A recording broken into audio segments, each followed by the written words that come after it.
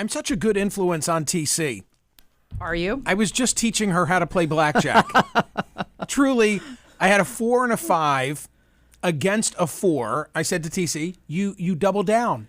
You're like, and I got a watch, face, and watch. I said, and I said, watch. We want a face card. I got the face card. Dealer busted. Yeah. Thank you, Parks Casino, the Bet Parks Casino and Sportsbook app. Get in the zone, the only casino and sportsbook app that I use and recommend. Lots of fun betting, pro and college football, plus your favorite basketball is back. 7 p.m. tonight, Hoops, Philly, an 8.5-point home favorite hosting Toronto. I have to say, I'm glad that James Harden has now gone west. It's just like the vibe of the team was not what it should have been. The black and gold, a 2.5-point home favorite tonight hosting Tennessee.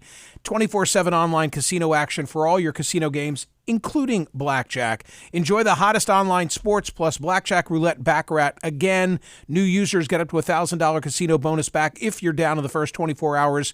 New users only. Casino bonus has got to be wagered. Terms and conditions do apply. You've got to be 21 and in Pennsylvania, New Jersey, Ohio, or Maryland. Gambling problem, call 1-800-GAMBLER. Okay, about last night. I said to TC that even if there were not a newsletter, I would still be basking in last night's experience where online at 7 p.m. Eastern Time, I hosted 3 editorial cartoonists, all award-winning, great personalities. And I thought it was just fun. Yeah. And the comments, people really seemed to appreciate it. It was a wonderful conversation.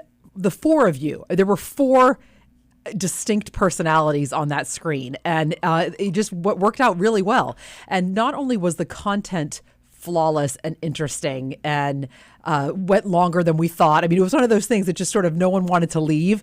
But also the technical side of it was flawless, which creative outfit did a great job. Aleko directing. Yeah, there were no issues. There were no issues. It was there were a clear lot as a of bell. moving parts. Yeah. Because you wanted to show the cartoons as you talked about them, and right. up they went. Right. And it all worked out. And I thoroughly enjoyed it. I came on at the very beginning just to say hello, and then I literally sat back with my dinner and a glass of wine, and it was like dinner and a show. Yeah. I thoroughly enjoyed it. I thoroughly enjoyed hosting it. Here's the quick background. The background is, my God, it's the 2nd of November. Time really marches on. In July, there was a story written by Michael Kavna in the Washington Post. The headline was, 3 Pulitzer Prize winning cartoonists let go in one shocking day.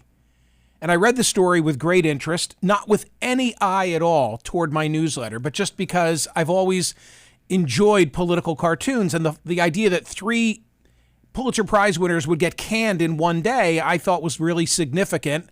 And I said to TC, let's book Jack Oman.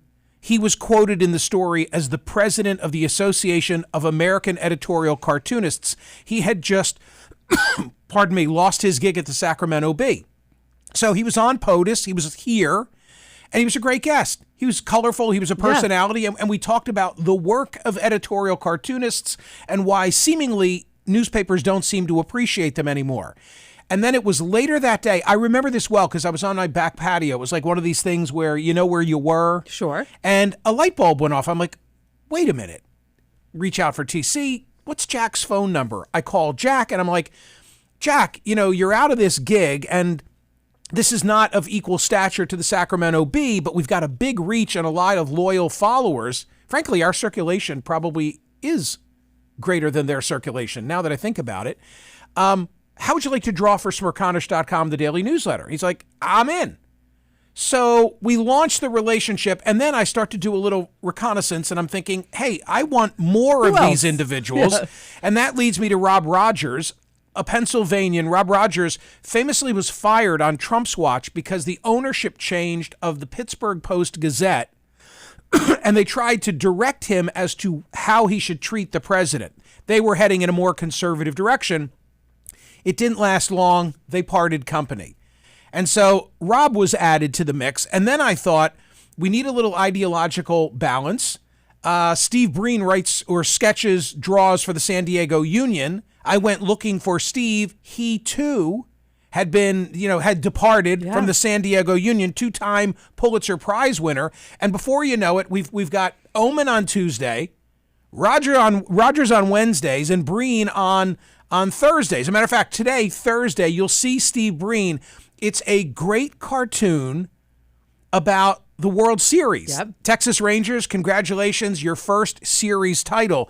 But the ratings, TC, have been poor. And I made this observation. I said when the Phillies got knocked out by the Diamondbacks for the series.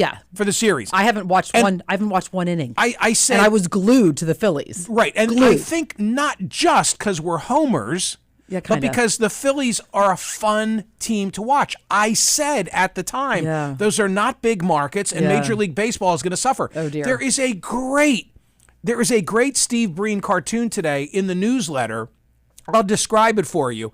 It's a takeoff on the classic MLB logo. So you've got the blue and the red color combination, and you've got a batter in the batter's box, and a pitch has just gotten past the batter. And if you look at it, the ball is a wiffle ball. And it says television ratings. And the point is, they whiffed. They whiffed. Wow. Genius. Yep. Anyway, so we start the relationship. These three editorial cartoonists are drawing now for Smerconish.com on their assigned days.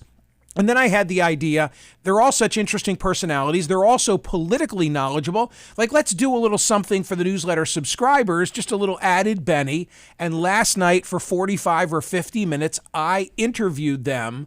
And it was only for our subscribers last night in real time. Now the video is on my YouTube page. So now everyone can go and watch. And I really encourage you to do this because you'll find it interesting and engaging. And little added Benny, TC wore hoop earrings.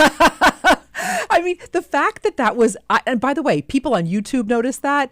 You noticed that. My daughter clicked in and Emma was like, hey, I like your earrings. Like, recognize, ladies and gentlemen, that for my regular job, this job, I can't wear big earrings because I'm wearing headphones. Like, I have to wear little earrings. So obviously, it definitely stood out last night. I made an effort. You're normally so good. We have such a nice repartee. We've been together for a long time. Oh, geez. The point now is not your hoop earrings. What is the point? That was like the segue. Oh, the point was not. What? Okay, can I give you some comments about your sartorial splendor? Thank you. I wore a bow tie. I wore a bow tie last night. 40 minutes in the bathroom. Silly me. Here I thought this comment was about me. What was I thinking? Of course not. 40 minutes in the bathroom and 3 videos. 3 videos and just to try and figure out how to tie. It really looked still like a little chunky. Oh my God, it's impossible. Yeah. It's impossible. And every one of these videos is like, I'm hand to God, 3 different videos. I should put online the one that finally helped me break the logjam. But they all get to this one point. It's like, make the left 1.5 inches longer than the right, flip it over, tie it tight, put the right side up on your shoulder. I could recite the whole video. I hear you. Okay. And then you get to a certain point where you got to scrunch up this part and pull it out. It didn't work. And I was breaking a sweat.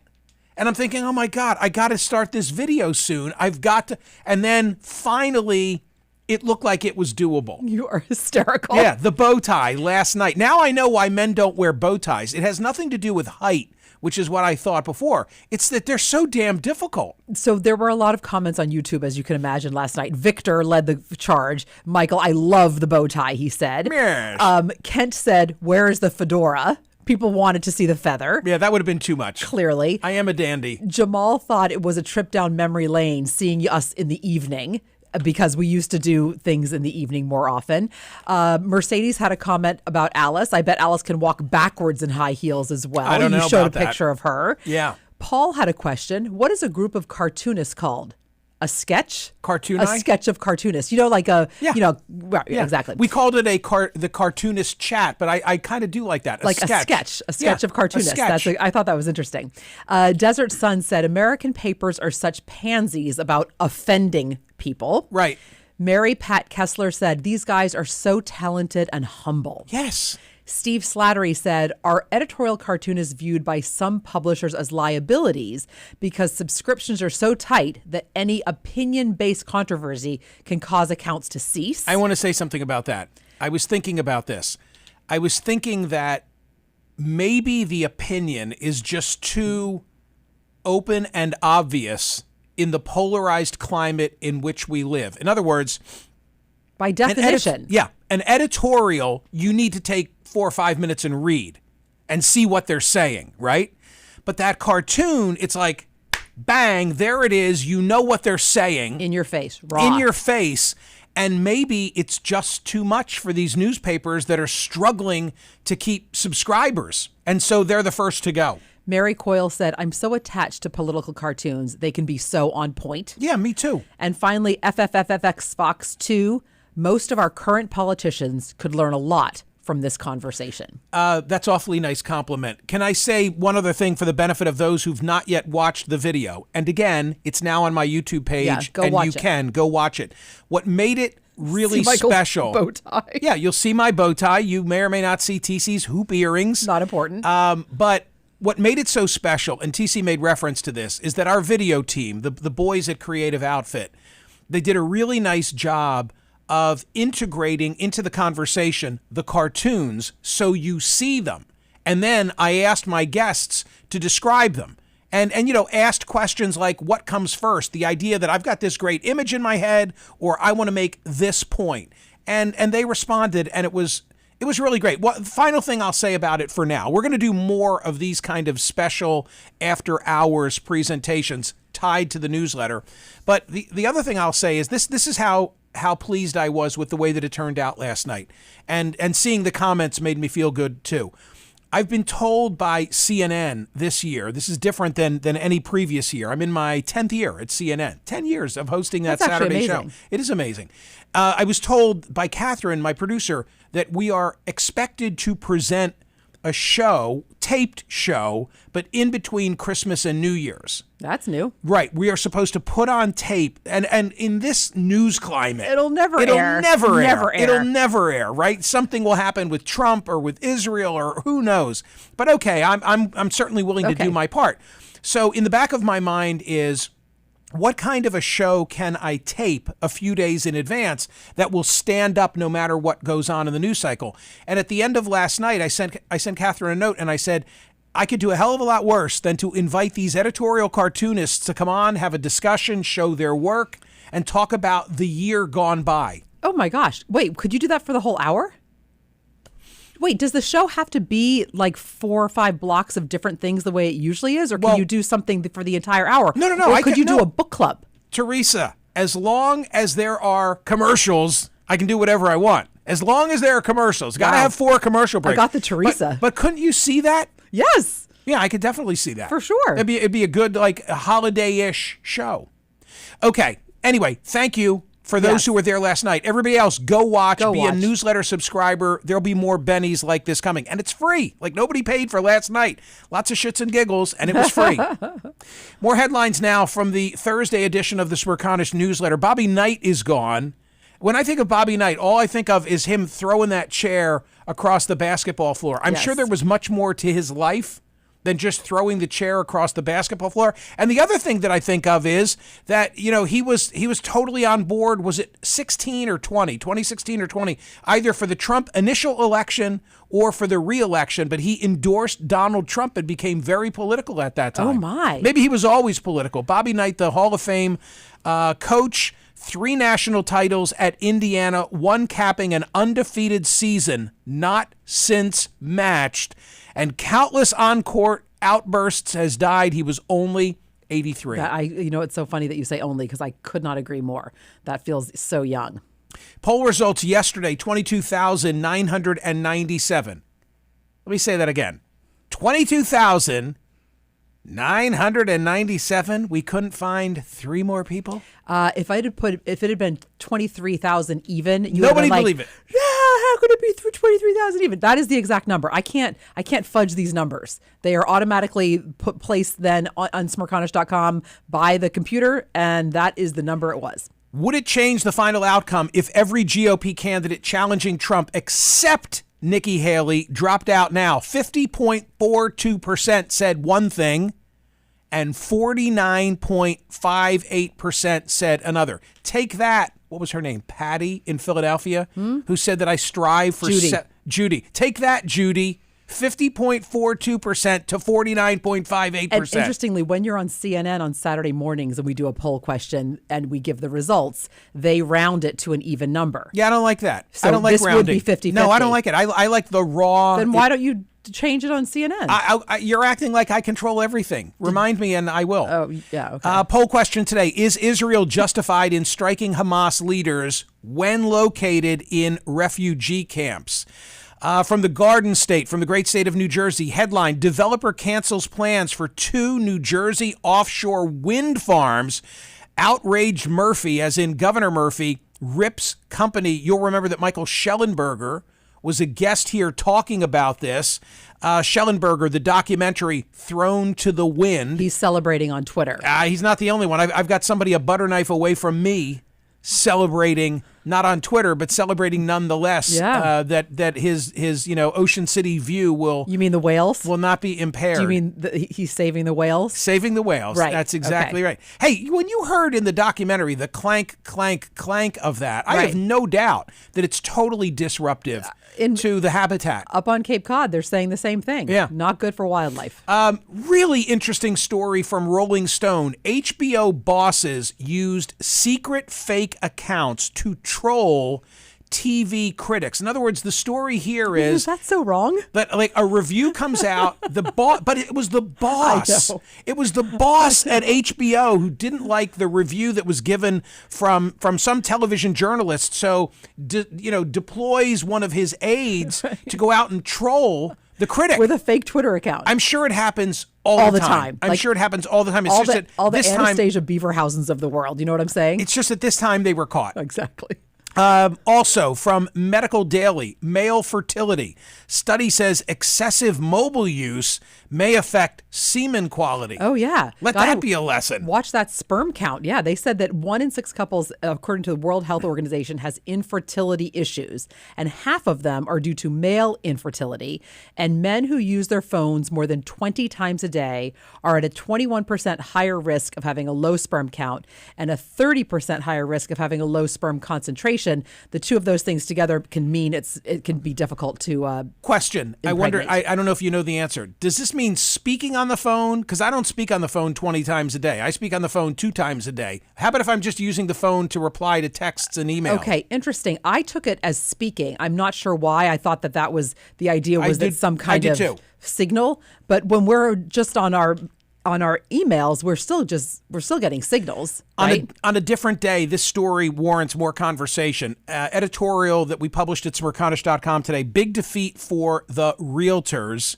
A federal jury on Tuesday found the National Association of Realtors and large residential brokerages liable for about $1.8 billion in damages after determining they conspired to keep commissions for home sales artificially high.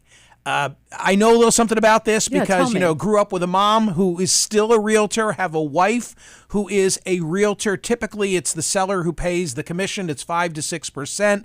The seller shares that, the selling commission, with the buyer's agent.